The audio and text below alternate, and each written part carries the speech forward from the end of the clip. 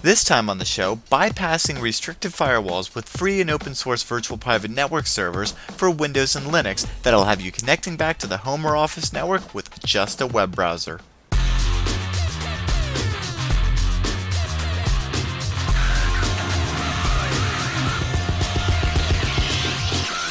This episode of Hak5 is brought to you by GoToAssist Express, Squarespace, and the United States Air Force. Thanks, Air Force, for sponsoring this show.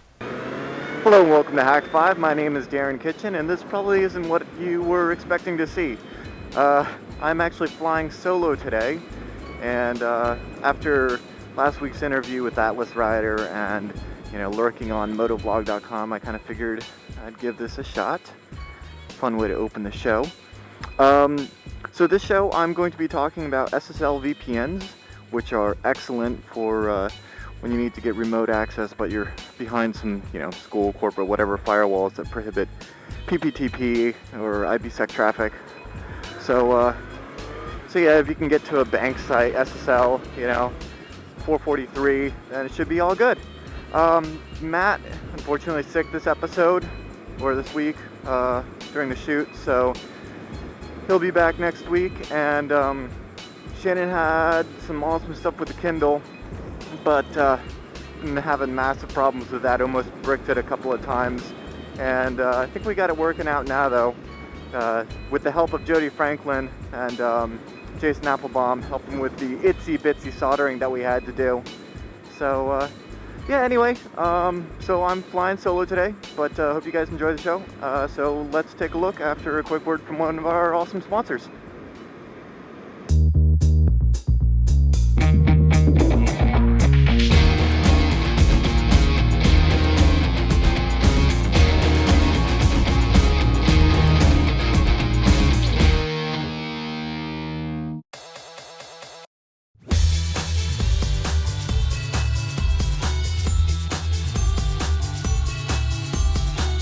So thus far in our VPN series, we've only been talking about PPTP, or point-to-point tunneling protocol VPNs.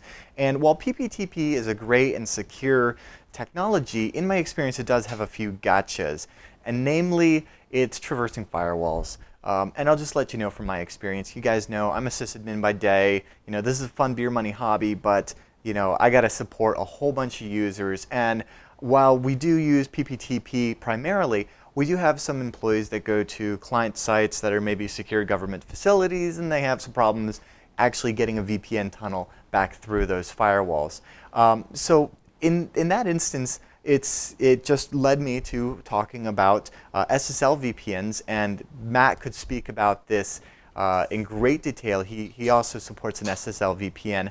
But one that was pointed out from the, that we talked about a few episodes ago and that was pointed out from the community, a lot of emails about, is this Ssl Explorer. And I thought that maybe we could talk about this and the evolution of this product and show you how to set it up both on Windows and on Linux and show you guys some basic usage.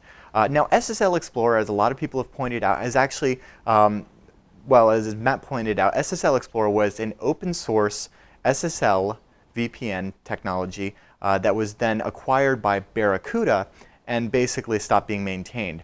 But there was a source fork over to the name Adito, and they continued to maintain it until of May of this year. It was actually brought in under the wing of OpenVPN. You guys remember OpenVPN from a prior VPN segment where we actually put together an OpenVPN access server. Well, now this product is being called OpenVPN ALS, or Application Layer Software.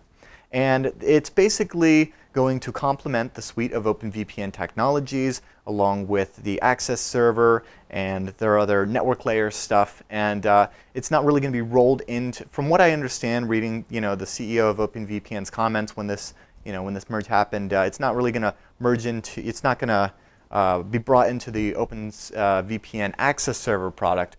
But it is going to complement it, and it's really good to see them supporting those and getting extra developers on hand, because it is a very cool piece of software. It isn't nearly as well documented as it could be, but it is so powerful. So let's go ahead and if you're not really grokking this so far, I thought I kind of came up with a perfect analogy for what the difference is between what we were doing before with point-to-point tunneling protocol, or even IPsec, if you will, and how we're going to be implementing an SSL-based VPN. And the difference is that, in SSL VPNs, you're just using your web browser. You're using, the certificates that are already built into your browser to go ahead and make this secure connection. And you can kind of think of it as the difference between using, say, POP3 or IMAP and a standalone client like Outlook or Thunderbird to connect to your email and do that securely with the with the authentication and the tunneling or the security and whatnot and the encryption.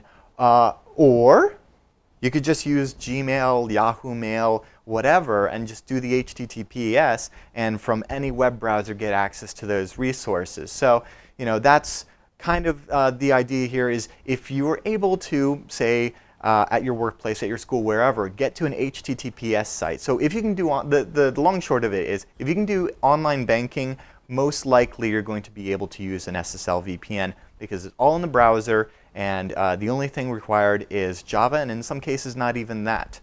So let's go ahead and talk about how to set this up on Windows XP. So setting up an OpenVPN ALS server on Windows can be kind of difficult, honestly. But it's not impossible, and it can be set up on your Windows XP clients or Windows Server 2003, 2008, whatever.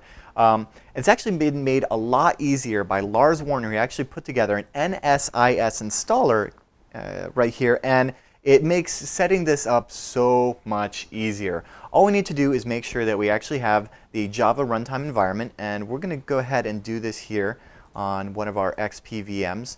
And I'm going to walk you through it. It's really dead simple, and then after this we'll have fun in Linux. But seriously, it's just a next, I agree, next, install. And once it starts the service, we can actually connect to the web interface and go ahead and configure our certificate. Now this is going to be the same on basically Linux and Windows, but I'll go ahead and show you this half of it here. So here we are in our ghetto browser of choice, and we'll go ahead and create a new certificate and come up with a passphrase for that certificate. Nothing fancy here. And we'll give it some information. So this host name, yeah, localhost will do for right now.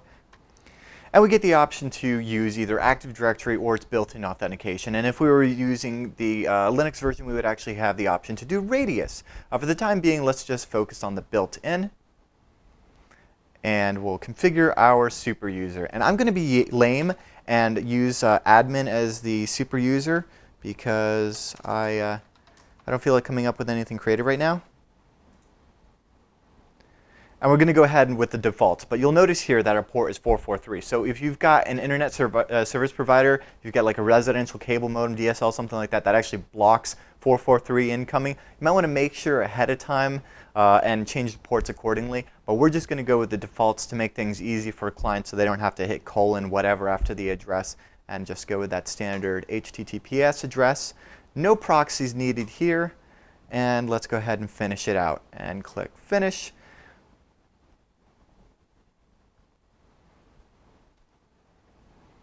And now that that's done, we can exit the installer, and in just a few seconds here, it will actually tell this installation process that we have completed. And we will tell it to install as a service.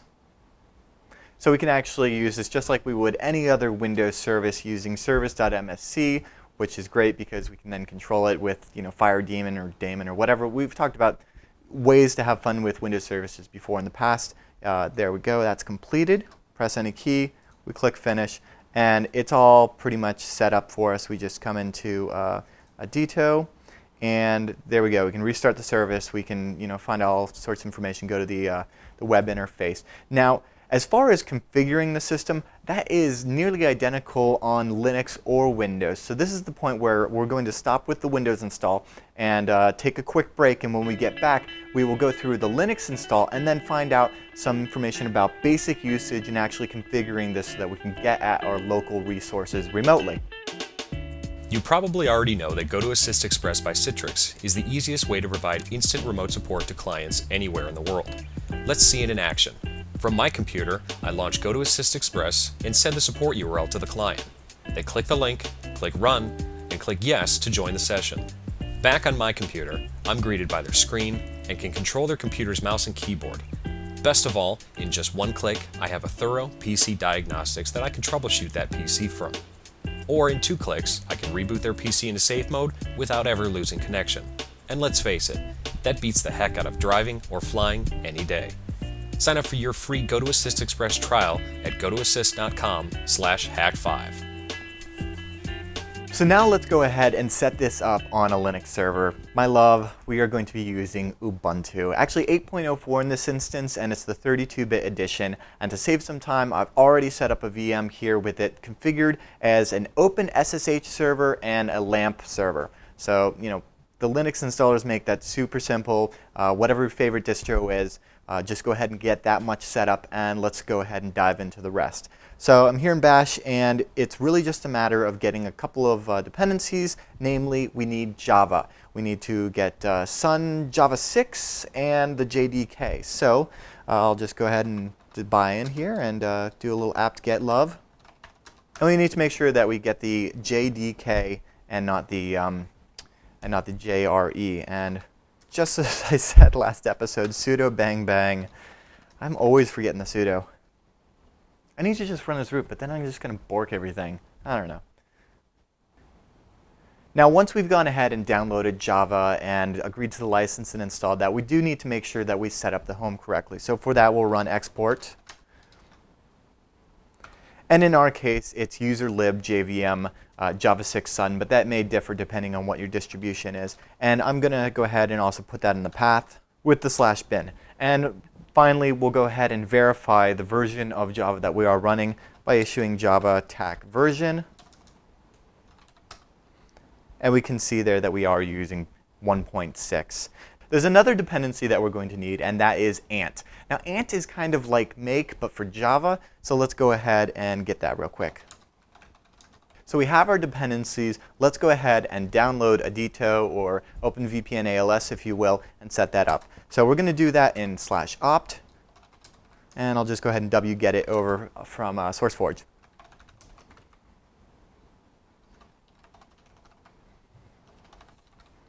And now we'll untar it. Now, before we go ahead and install this, we do need to know our IP address, because that's how we are going to configure the certificate. So real quick, let's run ifconfig. I'm at 10.10.0.197, so I'll keep that in mind. And run sudo ant install. Now, at this point, we are instructed to go ahead and point our browser over to this IP on port 28080, and that's where we can go ahead and set up the certificate, much like we did in the Windows version of this install. So let's go ahead over to our Windows client here and launch our ghetto browser. And we're greeted by the Adito installation wizard, and much like we did in the Windows version, we'll fly right through this, creating our passphrase and setting up our certificate. And we'll go ahead and use the built-in and set up a lame super user, and the rest are defaults. Now we exit the install, and in just a few seconds this will complete the installation over here on the Linux side. And there we go. Now we do want to make sure that this is installed as a service, so it will run every time that this server is booted. So for that, we run sudo ant install service. And we'll start that. And now we can actually start and stop this just like we would any other service by running /etc/init.d/ in this case it's Adito, even though it has changed its name officially to OpenVPN ALS, but with a start, restart, whatever. So now let's take a look at some basic usage and how we'll actually use this as a client.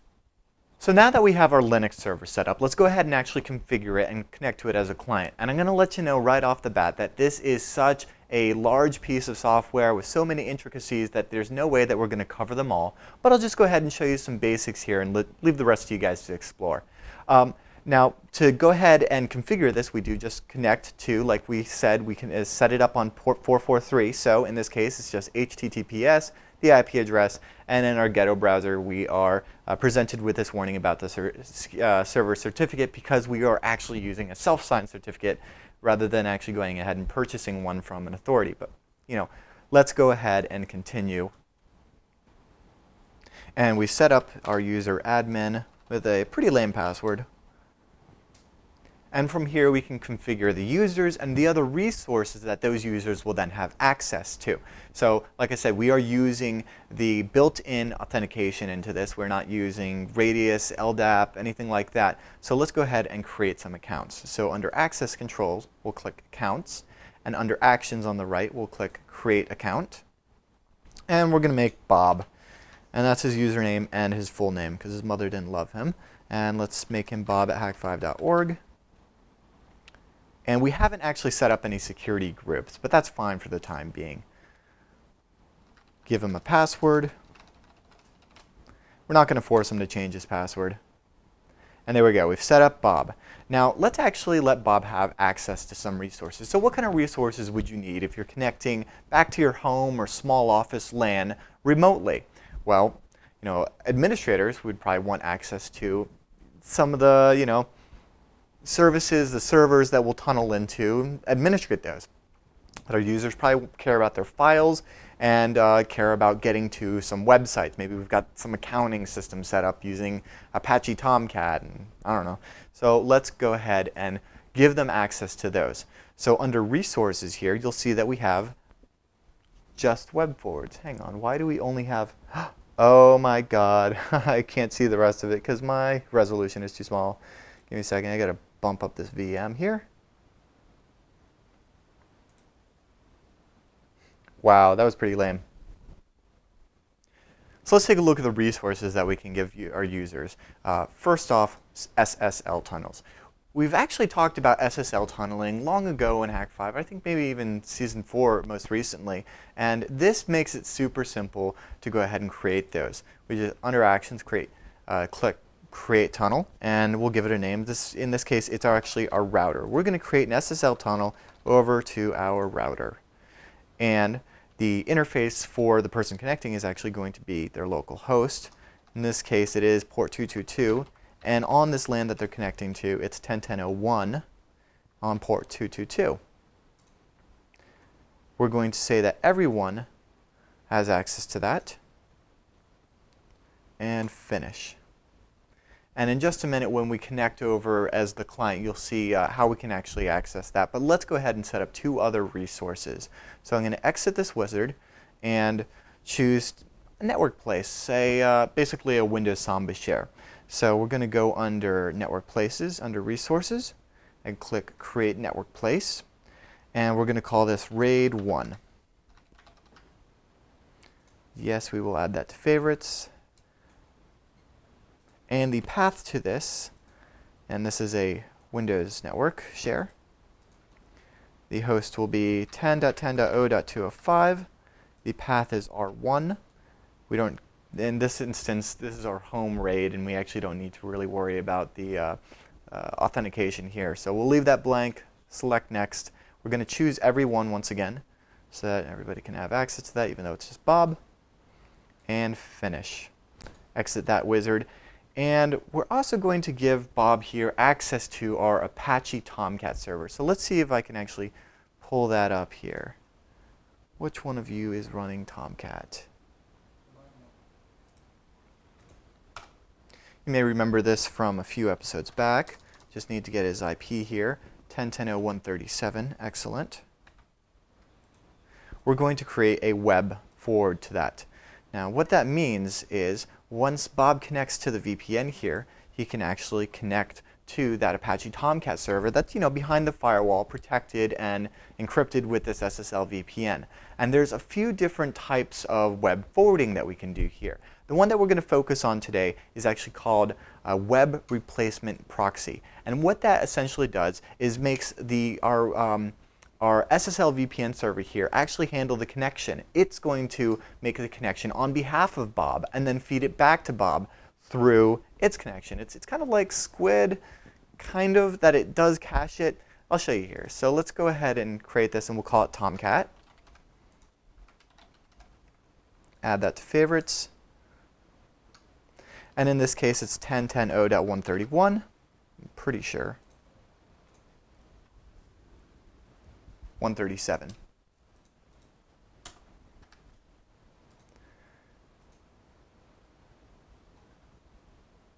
Oh, http://1010.137 on port 8080.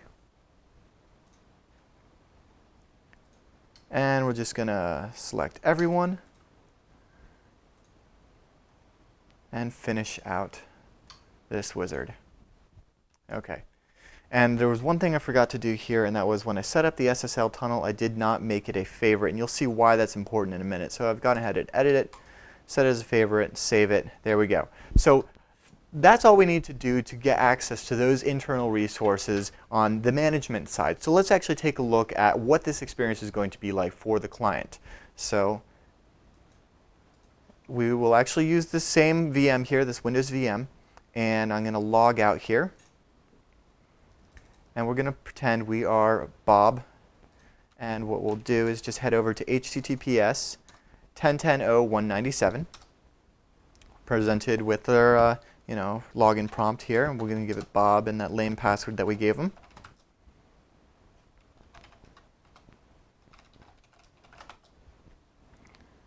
Your account has been disabled. Hang on.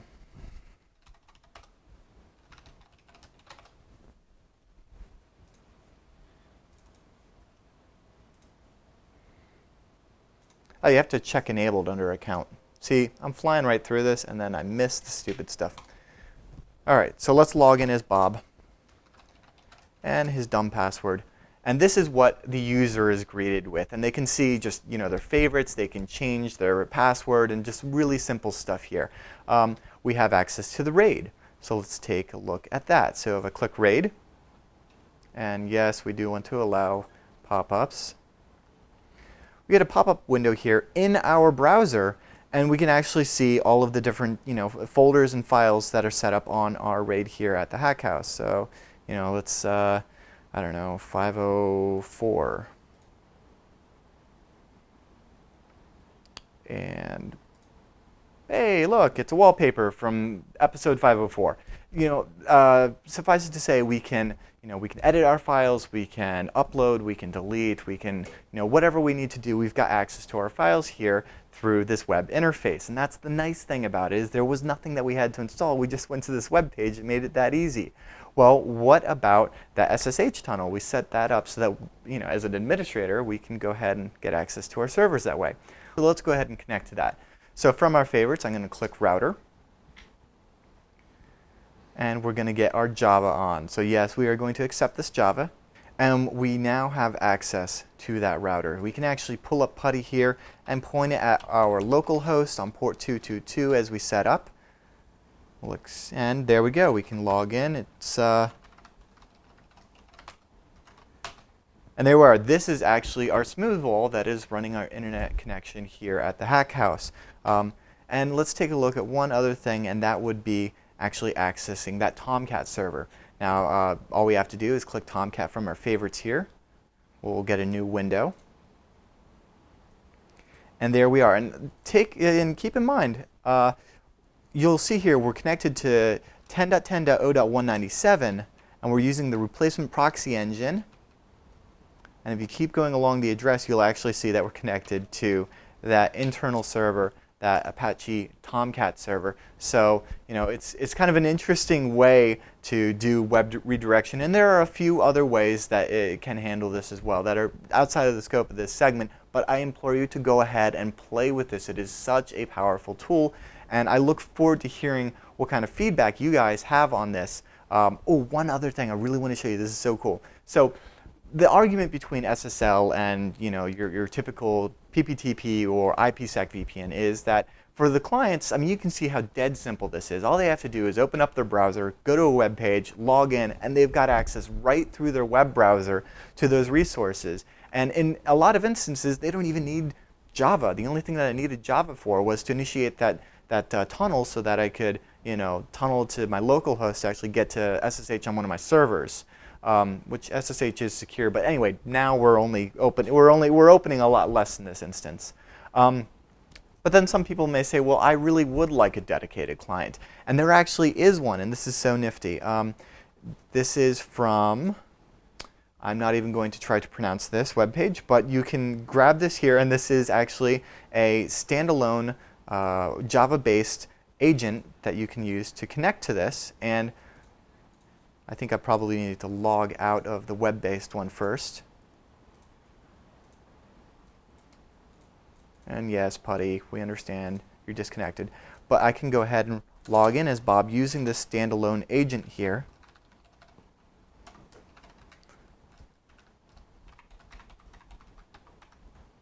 On HTTPS.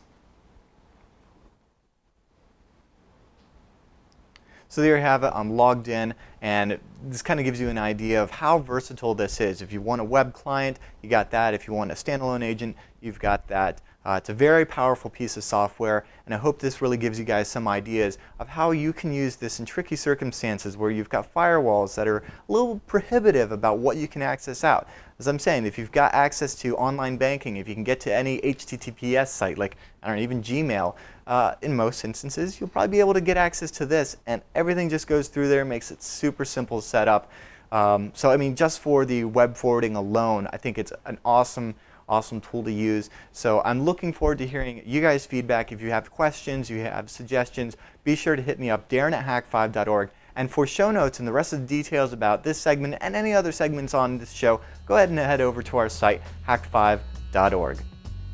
Squarespace is a publishing system for anyone looking to build a blog, portfolio, or any kind of website.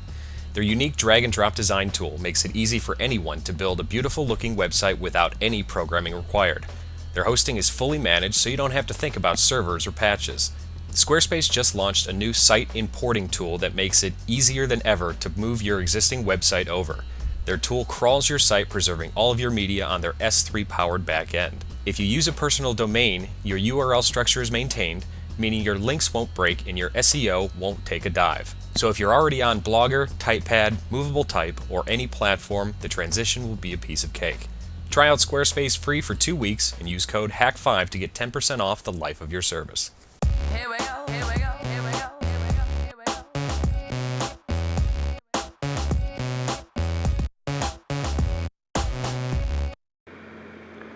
That just about wraps up this episode of Hak5. Thank you guys for watching. As always, we encourage your feedback, so if you'd like to shoot us a letter, go ahead and do so. Feedback at hak5.org. Or if you're doing the Twitter thing, that's at Hak5, or you can find us on Facebook. Just, let us know what you think, what you'd like to see. Want to let you know about a new show on Revision 3. It's called Bytejacker, and it is a show that covers the best of indie video games. So, stuff downloadable for the Xbox, or the WiiWare, or the iPhone. If that's your sort of thing, you're going to love this show. It airs Thursdays at revision3.com/Bytejacker. And, we have some excellent stuff coming up soon here. Next week on the show, we're going to be talking to a ham radio operator about some packet radio stuff. That's going to be a lot of fun. And what else? We've got some hardware mods coming up with some LCD displays and touch screens, and Matt's got some ridiculous stuff that includes fire that I think you guys will enjoy. So yeah, stick around. We will see you guys Wednesdays, as always. And if you guys think this is kind of neat, I think I might just go ahead and pick this up. So darrenkitchen.com for that. But anyway, until next time, on behalf of Matt, Shannon, and I, we're reminding you to trust your technolust.